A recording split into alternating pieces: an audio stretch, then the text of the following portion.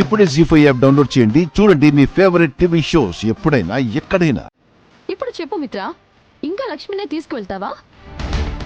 తీసుకెళ్ళడానికి ఇంకెక్కడ అవకాశం ఉంది మనీషా? ఈరోజు కానీ అప్లికేషన్ సబ్మిట్ చేయకపోతే ఫంక్షన్కి ముందు పాస్పోర్ట్ వచ్చే ఛాన్సే లేదు.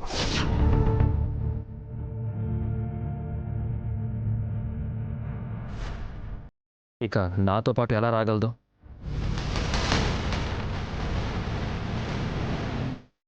మిత్ర గారు, నన్ను ఒక్కసారి మాట్లాడిస్తారా? ఇంకా ఏం మాట్లాడతావు లక్ష్మి? మిత్ర, లక్ష్మి ఏదో చెప్తానంటోంది కదా, వింటే నీ సొమ్మేమైనా పోతుందా? నువ్వు చెప్పు లక్ష్మి, చెప్పు. మిత్ర గారు, నేను అప్లికేషన్ ఆల్రెడీ సబ్మిట్ చేసేసాను.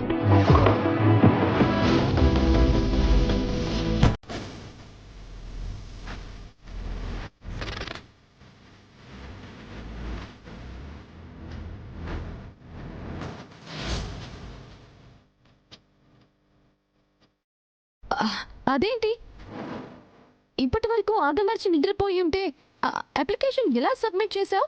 నువ్వేం కంగారు పడకు మనీషా.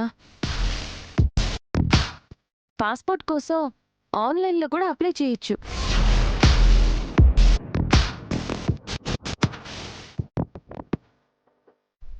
ఆన్లైన్లో కూడా అప్లికేషన్ సబ్మిట్ చేయొచ్చు.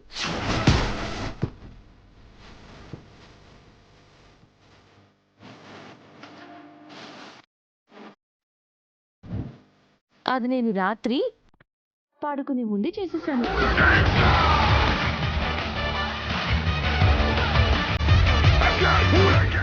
దీని పల్లెటూరి బుర్రకి ఇన్ని తెలివితేటలు కూడా ఉండి చచ్చాయా? నా పల్లెటూరి బుర్రకి మరి అన్ని తెలివితేటలు ఎలా ఉన్నాయా అనుకుంటున్నావా? పర్వాలేదు, నేను కూడా చదువుకున్న దాన్నే కదా.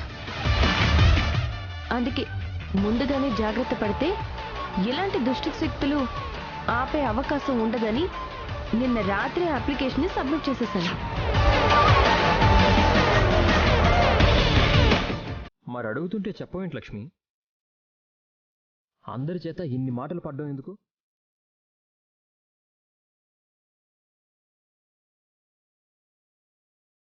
నాకు తెలుసు మిత్ర, లక్ష్మి ఏ పని చేసినా బాధ్యతగా చేస్తుంది. బరువైన భుజాల మీద నుంచి దించకుండా చేస్తుంది.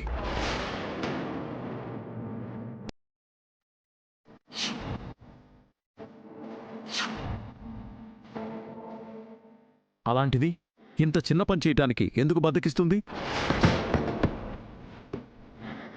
తన గురించి తెలిసి కూడా తడబడుతూ పొరపడ్డా.